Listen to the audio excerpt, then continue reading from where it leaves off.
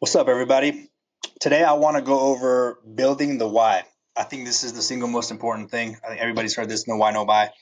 A lot of people think that just asking one or two questions is enough to build a why, and then they end up getting, social objections, banking objections, I need to think about it objections, and have no idea why. Okay, so I want to start just digging into the why phase. So let me actually make this a little bit bigger here for us. Identifying the burden bearer, okay, the who. So everyone has this, right? Now, God forbid, when you pass away, who will be the beneficiary responsible for paying for the funeral expenses and picking up all the pieces tomorrow? What's their name? Okay, you want to have them identify the person, name the person, and you want to frame it that way because that's essentially what's going to happen, right? When someone does pass away, it's usually very unexpected, and they are left with just picking up the pieces the next day. When they give you the name, say okay, we're going to use Susie. Okay, Susie. One thing to do is even have them. Okay, just spell that out. Is that Susie? Right, just drive it home a little bit more. And then I usually like to say, I have to ask you a few tough questions to understand their situation. Okay. Now, the deep dive into Susie. Okay. Is Susie in a financial position to handle the $10,000 to $15,000 bill today, or would that be a major struggle for them? Let them tell you, no, no, they're not. Okay. Gotcha. Now, the family impact on Susie. Now, do they have a family of their own? Have they given you grandkids? Okay. Would they have to take money away from your grandkids' future or their own mortgage to pay for that funeral expense? What would they have to do? And then have them be quiet and then have them explain to you. If they can't think of anything, suggest a couple of things, right? Okay. Would they have to start a GoFundMe? Right. And even then, if they start a GoFundMe, that's not guaranteed that people will donate, right? There's hundreds of thousands of GoFundMe's out there that have no donations, right? So that might still not even work. Okay. So what would they have to do? What would they do? Okay. And then the proximity, right? One thing that we overlook a lot too is, people have children in different states. Beneficiaries are in different states. Now, are they local? Would they have to fly in, miss work, pay for hotels, try to coordinate your funeral arrangements? Let's say the person, they live in an apartment, right? And they pass away, and then, the apartment, they can't just go stay there. Would they have to pay for a hotel? How would they get here? Another thing too, are you going to be buried there where you are, or would they want to take you to a different state to bury you? What would that cost, right? So you have to put all these stuff into perspective for people. Okay, keep digging into this. Now, financial resources discovery, the how. Now, if you passed away yesterday, what would Susie actually have to do to come up with the money right now? Okay, the reality check. Would they be forced to start a GoFundMe, ask a church for a donation, or max out their high interest credit cards just to get the services started? What would they have to do?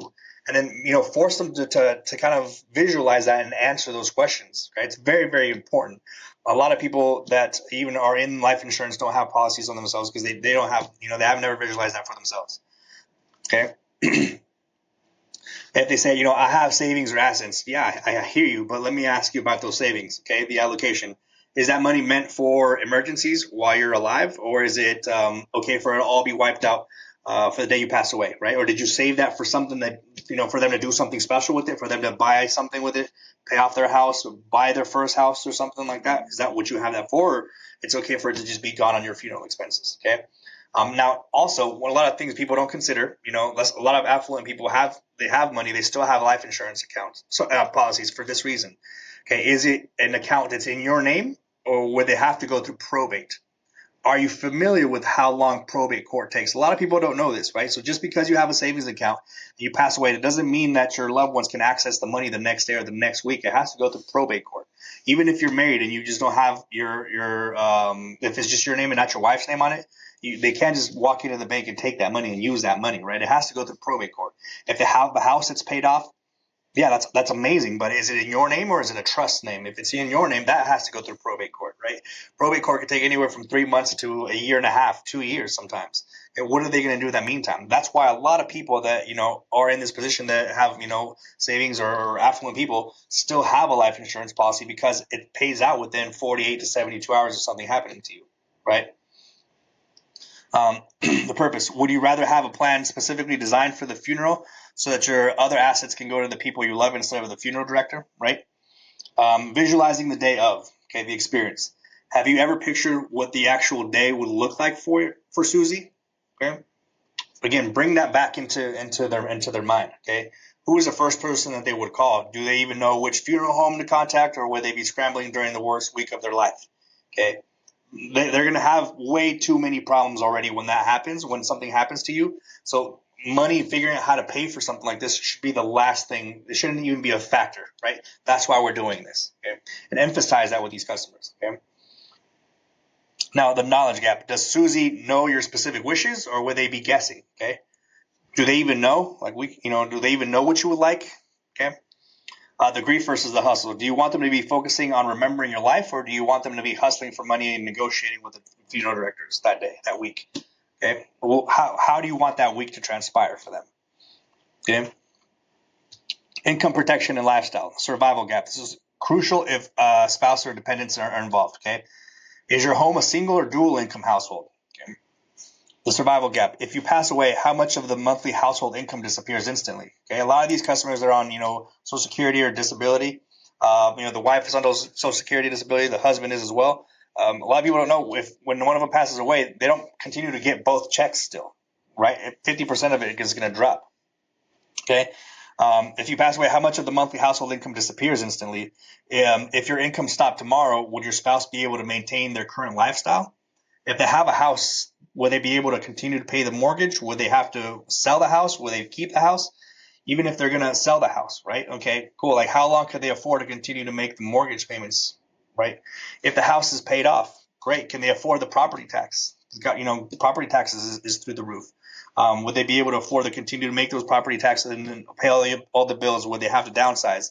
What would it look like? How much would it cost for them to downsize? Okay.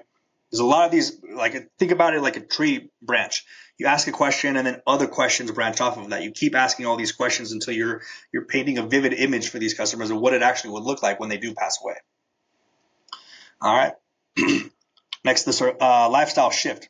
Will they be able to stay in the same home, or would the loss of your income force them to pack up and move while they're still grieving, right? Because who knows how long the grieving time takes.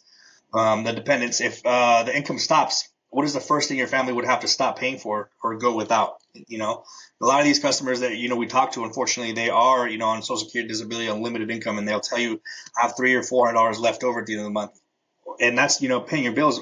What's it going to look like when that income stops? Because I'm sure that $1,200 or $1,500 that you get from Social Security and disability that pays for some of the bills. What bills are they going to have to go without, right? Paint these pictures in their head, because we have to make them realize we're here to help them. Okay. Urgency and the cost of delay. So, what has prevented you from putting a plan like this in place before now? Okay. Ask them. Okay. The barrier, was it cost, or is it just life got in the way and you hadn't found the right person to help you make it real yet? What was the thing that's stopping you? Okay. What is the worst thing that could happen if we decide to wait on this? Okay. Health Gabble, we know we aren't getting any healthier. If your health changes next month and you become uninsurable, what is the plan B? Okay, that's another thing we have to emphasize with these customers is, you qualify for coverage now, but you're only one or two hospital visits away from even qualifying for life insurance. What happens if in a week, God forbid, of course, a week or two from now, you go see the doctor and they diagnose you with something that disqualifies you from getting life insurance altogether, right? What's your plan B? What's your plan B then, right? The inflation factor. Funeral costs aren't going down. If we wait, are you okay with Susie having to pay even more later because we didn't lock this in today? Inflation is real all around. The legacy closer. How do you want to be remembered by the person who has to handle your affairs? Message. What kind of message does it send to Susie if you chose to protect them today versus leaving them with all the bills? The silent voice. If Susie was sitting here listening to us right now, what would they be hoping you decide to do? Do this or put it off? What would they want, right? The trade-off. What is more important to you, finding the absolute lowest payment or making sure Susie never has to worry about this bill? Okay. And then, do you want your family focusing on your life and legacy or focusing on how they're going to pay for your casket? Let's make sure it's the legacy. Okay. We have to put this into perspective for these people, because a lot of them, again, they don't really think about it. Us being in an industry, we don't think about it. We have to be able to ask a lot of these questions, dig into the why, spend 5 to 10 minutes building the why on these customers, really painting the picture and having them help you paint the picture, because we don't know their answers, right? They do. Having them help you paint the picture of how much they really do need this product, so that way you can create this urgency for them and you're able to close more deals without having these objections about pricing, social, and banking. That's it for today. Thank you, guys.